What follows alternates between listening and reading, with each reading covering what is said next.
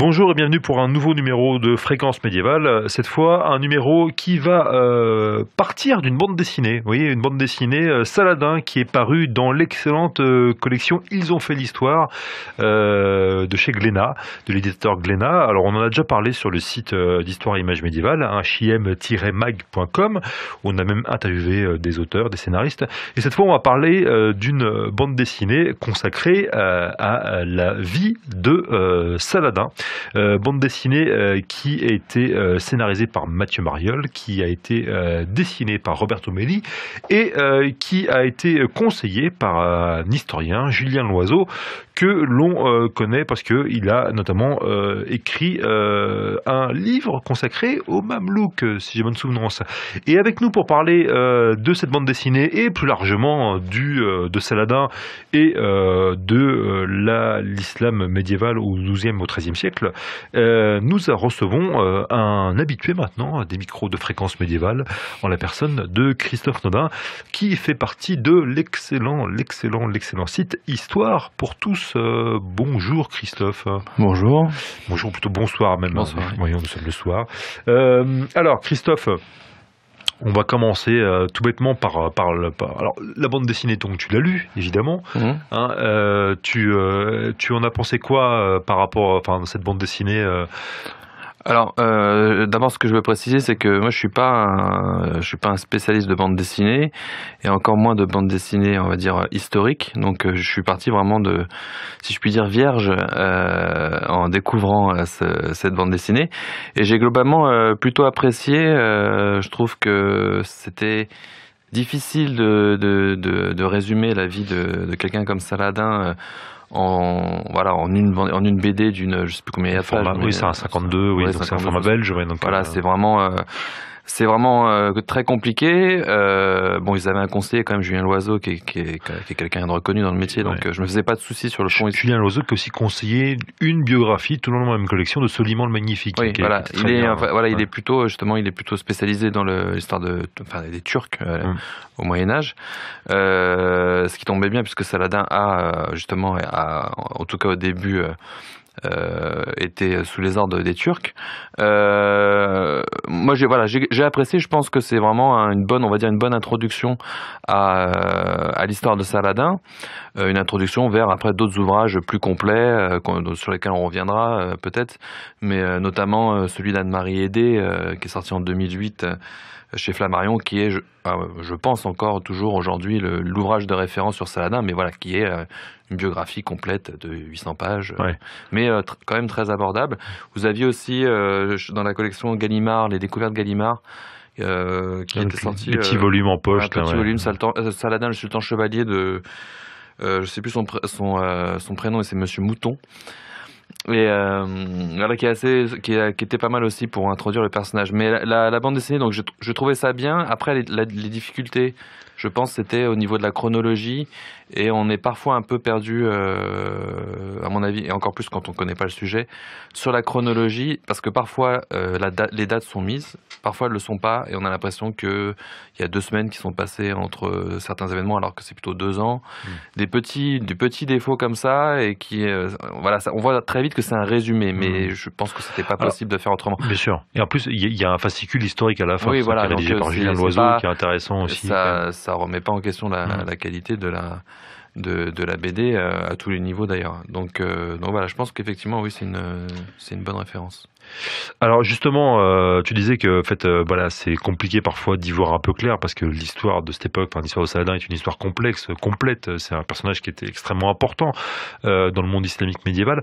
Est-ce que déjà on peut commencer par le commencement à décrire justement ce monde islamique au moment où Saladin entre en scène, parce que c'est pas un monde islamique unifié en l'occurrence, il est même extrêmement morcelé. Voilà, alors pour faire très vite, depuis le Xe siècle, vous avez 3 califats en islam, dans le monde musulman. Vous aviez à l'ouest, donc en Al-Andalus, le califat de Cordoue, mais qui en fait a duré à peine un siècle, donc qui est déjà au moment de Saladin qui a déjà disparu, qui a été remplacé par des taïfas et après des dynasties berbères. Vous avez ensuite le califat fatimide, là, qui est important parce que qui est plutôt chiite, alors que le califat omeyyade de Cordoue était sunnite. Et donc là, dont la capitale est le Caire, et qui va être important justement dans le parcours de Saladin. Et vous avez le califat de Bagdad, donc qui existe depuis les années 750 à peu près, mais qui très rapidement depuis le Xe siècle à peu près, et encore plus le siècle suivant, a perdu de son aura au fur et à mesure que différentes petites dynasties, notamment turques, ont commencé à prendre de l'importance au sein de l'armée musulmane, de l'armée islamique. Et parmi ces Turcs, vous avez les Seldjoukides évidemment qui vont s'installer petit à petit dans la région. Au moment par exemple de la première croisade, donc à la fin du XIe siècle, l'une des raisons qui explique le succès de cette première croisade, c'est la division au sein du monde musulman dans cette région. Vous avez donc le califat fatimide, le califat de Bagdad, et puis ces Turcs qui sont là. Tout le monde se dispute un peu la région, même Jérusalem, et passe d'une main à l'autre en quelques années. Et donc quand les croisés arrivent là, le travail est facilité. Et donc quand Jérusalem est prise en 1099, là, les décennies suivantes, vous allez avoir une mise en place des États latins. Et c'est ça qui est intéressant, ça va être un peu la même chose justement avec Saladin et ses voisins. Vous allez avoir une succession de guerres et d'alliances entre les différents princes latins et rois de Jérusalem et les émirs locaux. Et donc c'est dans ce contexte-là qu'apparaît une personnalité donc, qui va servir à l'essor politique à la carrière, si je puis dire, de Saladin, c'est Zengi ou Zangi, ou ça dépend des traductions. Donc, qui va lancer une dynastie turque issue des Seldjoukides, et surtout son descendant Nour al-Din, au service duquel va rentrer Saladin. Voilà, donc on est vraiment dans ce contexte d'un éclatement des pouvoirs musulmans en Orient, au Levant, et face aux États latins qui eux aussi sont éclatés et affaiblis. Parce qu'il y a plusieurs principautés du côté latin. Il y a la principauté d'Antioche, il y a le comté d'Édesse. Oui, mais le comté d'Édesse, justement, il est supprimé par les Zengides, justement. Après, ça provoque la deuxième croisade. Oui. Voilà, donc il y a le royaume de Jérusalem. Donc en effet, c'est assez morcelé. Mais encore une fois, revenons du côté de ces royaumes islamiques différents. En fait, en fin de compte, quand on regarde un peu la carrière de Saladin qui d'ailleurs, faut le préciser, est pas arabe. Il est kurde, oui. Il est né environ en 1138 à Tikrit, donc en Irak. En Irak, en Irak actuel. Actuel, si on peut encore parler d'Irak aujourd'hui dans cette région-là en plus. Ce qui est aussi le lieu de naissance de Saddam Hussein, donc qui va s'en servir plus tard dans sa propagande. Donc effectivement, il est kurde à la base. Donc, mais en même temps, il faut bien penser que depuis, très vite dans l'histoire du monde musulman, les Arabes vont intégrer dans leur empire les Perses, puis ensuite les Turcs, tout ça. Peu importe en gros l'origine, on va dire ethnique pour faire simple, de départ. Après, voilà, ce sont des gens qui sont arabisés, islamisés, donc voilà. Peu importe. Aussi bien en fait qu'à l'époque de Saladin, en fin de compte, les Arabes, c'est peut-être pas la majorité en l'occurrence des musulmans, donc voilà, ce qui est encore le cas aujourd'hui en l'occurrence. En tout cas, en plus au niveau des pouvoirs, ce sont plus vraiment. Et le calife de Bagdad, justement, à ce moment-là, est vraiment, c'est plus le calife de l'apogée, enfin, si on peut parler d'apogée de l'islam à l'époque de la grandeur de Bagdad, etc. Là, il est vraiment des Abbassides, voilà. Là, il est vraiment sous la coupe des Turcs. Oui, alors c'est pareil, on pourrait revenir un petit peu très rapidement sur le califat, parce que tu as dit au début, il y a plusieurs califats. Le califat, c'est pas rien, en fait. Est-ce qu'on peut faire un mauvais parallèle? On va quand même se risquer. En fin de compte, le mauvais parallèle qu'on peut faire, encore, hein, c'est un mauvais parallèle parce qu'il y a le pape aussi du côté latin, mais c'est avec l'empereur en l'occurrence. Hein. Oui, non? Oui, alors à la limite, alors vraiment pour vraiment faire quelque chose de très simplifié et grossier, on va dire, dans le sens, voilà, pour grossir le trait. Peut-être l'Empire byzantin, parce qu'il y a ce mélange entre le césaropapisme. Voilà, entre le pouvoir temporel et le pouvoir spirituel, mais c'est très compliqué. La notion de calife, elle est encore, même chez les historiens aujourd'hui, elle est encore débattue. Là récemment, il y a eu les rendez-vous de l'histoire du monde arabe à Lima. Il y a eu une conférence là-dessus, donc voilà, on pourrait même en parler dans une autre émission. Le califat, c'est très difficile à définir. Avant, on disait, en gros, c'est le calife, c'est le successeur du prophète, c'est à la fois le chef politique et religieux des musulmans, mais c'est bien autre chose. Il y a aussi une question de territoire, et le calife, c'est pas seulement un territoire. On le voit aujourd'hui avec ce qui se passe au Moyen-Orient. Le califat revendiqué par quelqu'un comme al-Baghdadi, c'est pas un califat seulement territorial, c'est au-delà. Donc c'est l'Oumma, voilà, c'est le chef de la direction de voilà. la communauté des croyants. Donc donc c'est vraiment très compliqué. Là, je pense que pour simplifier, il faut vraiment voir le calife comme normalement le chef des musulmans sunnites, le calife de Bagdad, censé être légitime, mais depuis le Xe siècle, il a été concurrencé, contesté par le calife omeyyade de Cordoue, mais qui a disparu entre-temps, et par les Fatimides, qui eux sont chiites. Donc là aussi, la différence est importante. La différence est politique et aussi religieuse. En tout cas, ce qui est intéressant, c'est pour ça que je voulais parler avec l'Empire, en fin de compte, c'est que ce qui est intéressant, c'est que dans le contexte où arrive Saladin, il y a plusieurs califes, il y a plusieurs pouvoirs qui se réclament de prendre la tête de la communauté des croyants. Et en fin de compte, ce que je veux dire, c'est que Saladin va, contrairement à ce qu'on pourrait croire, va sans doute autant faire la guerre à des musulmans pour s'imposer, d'accord? Oui, en fait, il a ce que j'essaie de faire en général, c'est vous avez 3 temps à la vie de Saladin. Il y a le premier temps où on va dire 4 temps. Le premier temps où il est au service donc des Zengides. Et il aide les Zengides à prendre le pouvoir justement contre le calife fatimide d'Égypte.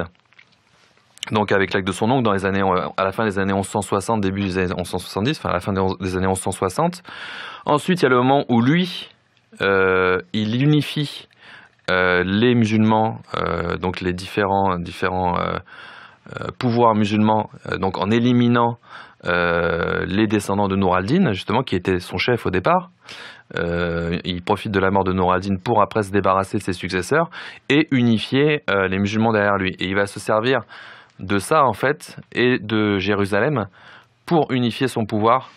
Et une fois qu'il aura pris Jérusalem, là, il aura son pouvoir vraiment consolidé. Mais ce sera, on va dire, l'apogée de Saladin, la prise de Jérusalem en 1187. C'est le moment où il arrive donc à reprendre Jérusalem aux croisés, mais aussi où il arrive vraiment à asseoir son pouvoir, à unir son pouvoir sur les autres princes musulmans concurrents, notamment les descendants de Nour al-Din. Toujours censé faire ça pour le calife, mais jamais il va revendiquer, lui, le titre de calife. Il va toujours rester sultan. Donc ça, c'est important. Il est vraiment dans cette légitimité-là, et il va justement... Il va par exemple développer un djihad autour de la reconquête de Jérusalem, etc. Mais ça, on y reviendra peut-être. Oui, parce qu'en fait, par contre, il reprend un peu le projet politique des Turcs seldjoukides. C'est-à-dire, en fait, à garder un calife qui va être une espèce de calife à Bagdad symbolique, en fin de compte, mais le vrai pouvoir politique, c'est lui. Ouais. Et vraiment, le djihad, il n'en pas le terme est réel. Il lance un djihad pour la conquête ou la reconquête de Jérusalem, et c'est vraiment la pierre angulaire de son pouvoir, et c'est fondamental pour comprendre pourquoi il est devenu aussi célèbre, en fait. Parce que on le connaît beaucoup ici, plus peut-être par la troisième croisade, donc qui est déclenchée par cette conquête de Jérusalem par Saladin en 1187, parce que la troisième croisade participe Philippe Auguste, Richard Cœur de Lion surtout, et vous avez cette fameuse rivalité entre Richard Cœur de Lion et Saladin, voilà, qui est devenu légendaire. Mais c'est le moment déjà où Saladin redevient sur la défensive, ou commence à être affaibli, y compris physiquement. Donc vraiment, oui, l'apogée du pouvoir de Saladin, c'est la prise de Jérusalem en 187. Mais c'est ça, parce que en fait, la prise de Jérusalem, quelque part, c'est un moyen pour lui, c'est un projet politique pour unifier, en l'occurrence, le monde islamique. En fait, voilà, c'est le but, voilà, il y en a assez d'être divisé. Voilà, on n'arrête pas de se taper dessus, en gros, depuis des décennies, voire plus. Et voilà, il faut trouver un projet commun, et le projet commun, c'est la reconquête de Jérusalem. Alors, il est très aidé là-dedans par les croisés, du côté desquels il y a aussi des gens qui sont pas vraiment dans une optique de paix, parce que au début, une fois qu'il s'est installé en Égypte et qu'il a commencé à combattre les descendants de Nour al-Din, Saladin, il va pas tout de suite attaquer Jérusalem. Il met presque 10 ans à monter ce projet. Et il va avoir des relations avec le royaume de Jérusalem, des relations parfois conflictuelles et parfois diplomatiques. Notamment, ça c'est aussi un peu rentré dans la légende, avec Baudouin, le roi lépreux. Ouais. Et il est même battu par Baudouin en 1177, donc 10 ans avant la bataille de Hattin et avant la prise de Jérusalem, la bataille de Montgisard. Donc voilà, pendant plusieurs années, il y a une succession de petites guerres et de trêves entre Saladin et les croisés, avec des victoires et des défaites des deux côtés, mais parallèlement, il combat aussi ses rivaux du côté musulman. Mais c'est une fois qu'il a réussi à éliminer ses principaux rivaux que là, il va dire aux autres, voilà, maintenant, c'est moi qui suis le chef, et il faut qu'on ait un projet commun, c'est Jérusalem. Et là, il lance son projet de reprendre Jérusalem, et il est aidé aussi par les provocations du côté des Latins, notamment de Renaud de Châtillon, qui est un peu un excité depuis très très longtemps. Oui, un excité réel. Hein, on parlait de la bande dessinée qui en parle bien. Même le film Kingdom of Heaven est à peine caricatural sur le personnage de Renaud de Châtillon. Ouais, alors par contre, mais là on est dans une vision héritée, si on va parler de Kingdom of Heaven, c'est une vision qui est héritée des romans de Walter Scott, parce qu'ils font de Renaud de Châtillon un Templier, alors que c'est pas le cas. En fait, dans Kingdom of Heaven, il y a quelques points positifs, mais ce qui est intéressant justement, c'est de voir comment, parce que c'est un film qui a été fait après le 11 septembre, donc ça c'est pas un hasard. Et Ridley Scott c'est pas caché qu'il voulait justement donner une image aussi positive du monde musulman, et par le biais de la figure de Saladin, et il a tendance à caricaturer les Latins, à en faire tous des Templiers, donc ils sont comme ça, c'est simple, ils ont tous leur croix, et puis voilà, mais y compris Guy de Lusignan, le roi de Jérusalem, et ce fameux Renaud de Châtillon, mais qui était craint, qui avait déjà fait pas mal d'exactions contre les différents émirs musulmans, qui avait même tenté un raid sur la Mecque, qui avait été en prison à Damas pendant plusieurs années, voilà, et qui était devenu un ennemi quasiment personnel de Saladin. Ça, c'est relativement bien montré dans le film.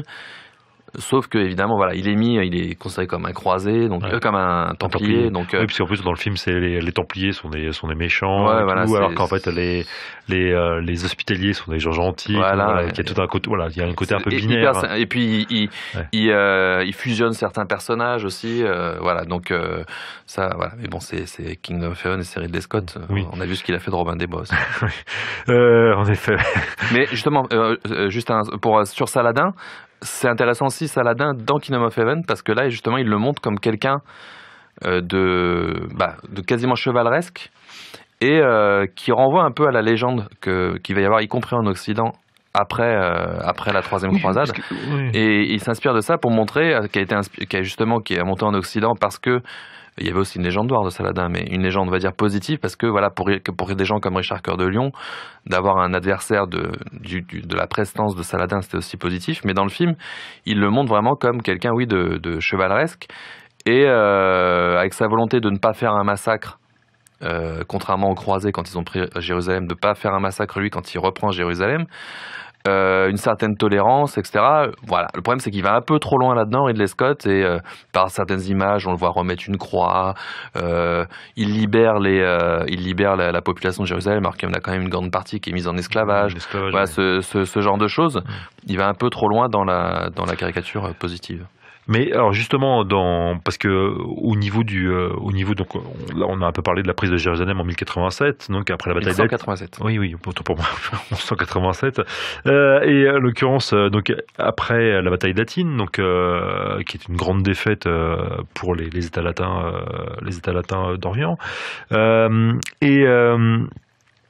Et juste après donc cette défaite, la prise de Jérusalem, et comment se déroule un peu la fin du règne de Saladin? Est-ce qu'il va lui-même, parce qu'il va lui-même en fait imposer son sultanat, et il va développer, il va fonder une nouvelle dynastie, hein. Oui, mais en fait, ça dure très peu de temps. Alors, je ne retrouve pas la date de sa mort, j'arrive jamais à m'en souvenir, c'est dans les années 1190 normalement. Mais c'est ce que je disais par rapport à la troisième croisade, c'est que c'est un peu le début de la fin en fait, la troisième croisade. C'est-à-dire que il fait cet accord avec Richard Cœur de Lion, les batailles qu'il y a, voilà, c'est un peu des matchs nuls on va dire. Prise d'Acre, et puis en fait voilà, la bataille d'Arsouf, ce genre de choses.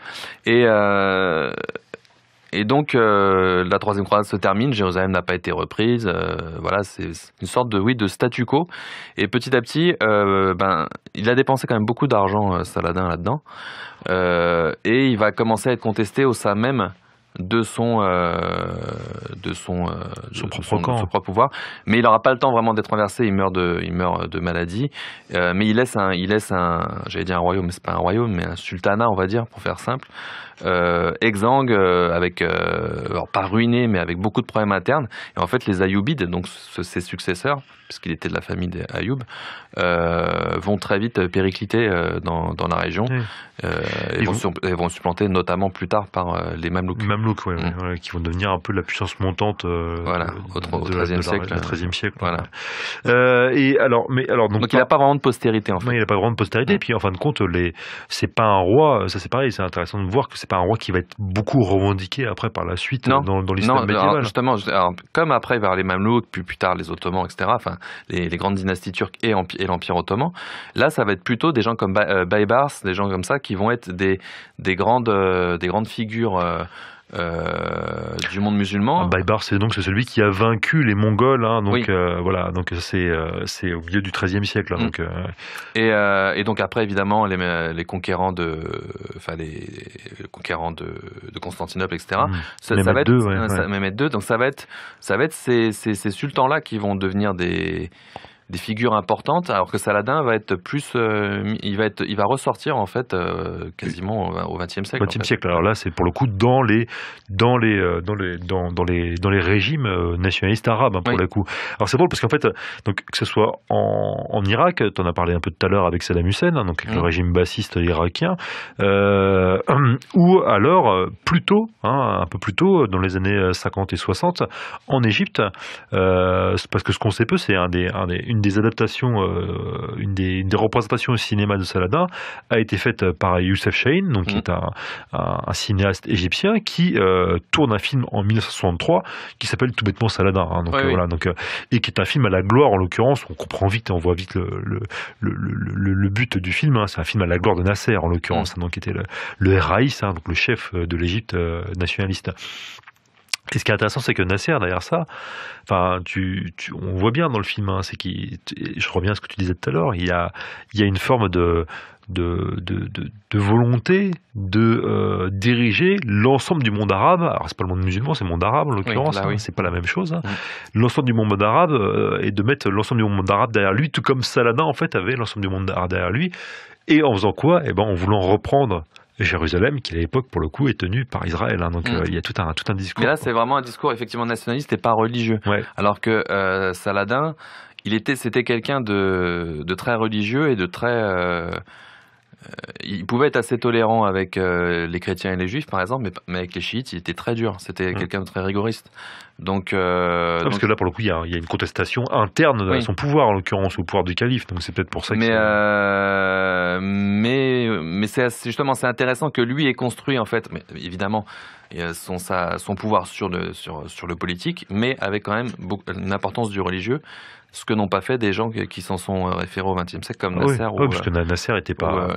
Il est comme d'autres personnages. Il est passé de figure nationaliste, enfin d'une figure on va dire religieuse, ou enfin de lutte religieuse, de guerre sainte, à quelque chose de nationaliste, alors que si on prend un exemple qu'on connaît un petit peu, Charles Martel, c'était un petit peu l'inverse. C'était passer d'une figure nationaliste à une figure de guerre sainte, voilà, dans la récupération du mythe. D'accord. Et donc, voilà. Donc, ça va devenir, en fait, en fin de compte, tu t'en parles bien, notamment dans les articles que tu as consacrés à Saladin sur l'histoire pour tous. Tu montres bien, en fin de compte, que c'est une figure qui va vraiment, encore une fois, ressurgir au XXe siècle de manière extrêmement forte. Parce qu'il y a ce film-là, il y a un film hollywoodien dans les années 50 qui est basé sur le roman de Walter Scott. Et pareillement, en fait, il y a le film de Ridley Scott. Voilà, faut pas confondre. Au début du XXe siècle, qui va lui-même s'inspirer du roman de Walter Scott, il reprend pas mal de choses, pour montrer, cette fois, une espèce de presque d'homme éclairé, en fin de compte. Presque une espèce, Saladin, dedans, c'est le... Balian, donc incarné, ça marche pas avec Orlando Bloom, mais par Orlando Bloom, en sachant que Balian, le personnage par Legolas, le personnage réel serait plus proche du père, en fait, le joué par Liam Neeson, il était plus âgé, enfin bref, puis il était du coin. Voilà, c'est un peu le personnage pour faire rentrer le spectateur dans l'histoire, mais le personnage, enfin on va dire les deux personnages principaux du film, c'est Saladin et Baudouin, même si Baudouin on le voit peu. Et Sibylle aussi, un peu. Il y a Sibylle, Sibylle c'est intéressant. Ce qui est intéressant aussi, c'est que Sibylle est montrée comme un personnage positif, alors que dans la réalité, elle a conspiré avec Guy Lusignan. C'était pas du tout le personnage qu'on voit dans le film. Donc c'est encore autre chose, ça, mais effectivement, Saladin dedans oui, c'est juste ce que je disais tout à l'heure, est montré comme un personnage chevaleresque, c'est pas un hasard. Et pour finir sur la BD, ce qui est intéressant, c'est qu'on voit en fin de compte dans la BD l'influence du film de l'iconographie. Sur certaines scènes, c'est quand même assez flagrant. Au niveau visuel, en fait, notamment le moment où alors le siège de Jérusalem, qui en fait a été très court, contrairement à ce qui est montré dans le film. Mais là, on voit dans la BD, on voit toutes les tours de siège. Vraiment, on a vraiment l'impression de voir ce qui se passe dans le film. Et puis il y a une scène qui est connue, les deux scènes qui vont ensemble, la bataille de Hattin, qui est en fait pas une bataille, c'est juste, c'est une bataille, mais pendant plusieurs jours, les croisés ont tourné dans le désert, et puis ils sont pris en embuscade par les troupes de Saladin qui les écrasent parce qu'ils sont assoiffés. Et il y a cette courte scène dans le film qui est un peu reprise dans la BD, et il y a surtout le moment où Saladin exécute Renaud de Châtillon, en fait, qui est apparemment une scène de ce qu'on sait proche de la réalité, en fait, et qui est reprise dans la BD quasiment telle quelle que dans le film. Eh bien, on va conclure donc là-dessus. Merci Christophe, en tout cas, de nous avoir proposé ce petit résumé, ce petit voyage autour de la figure de Saladin. Je rappelle donc le titre de la bande dessinée qui vient de paraître chez Glénat dans la collection Ils ont fait l'histoire. Excellente collection, encore une fois. Je renvoie d'ailleurs notamment encore une fois à la biographie de Philippe le Bel, qui était très bien, celle de Saint-Louis aussi, qui est très très bien, celle de Gengis Khan aussi, qui est bien, celle de Charlemagne, qui a été conseillée par Geneviève Bureur-Thierry. Et donc je rappelle donc le titre de la BD Saladin, tout bêtement, c'est extrêmement simple, avec Mathieu Mariol au scénario, Roberto Melli au dessin, et avec le conseil historique de Julien Loiseau. Sur ce, Christophe, merci beaucoup d'avoir accepté notre invitation, et à une prochaine sur les ondes de Fréquence Médiévale. Merci à toutes et à tous. Au revoir.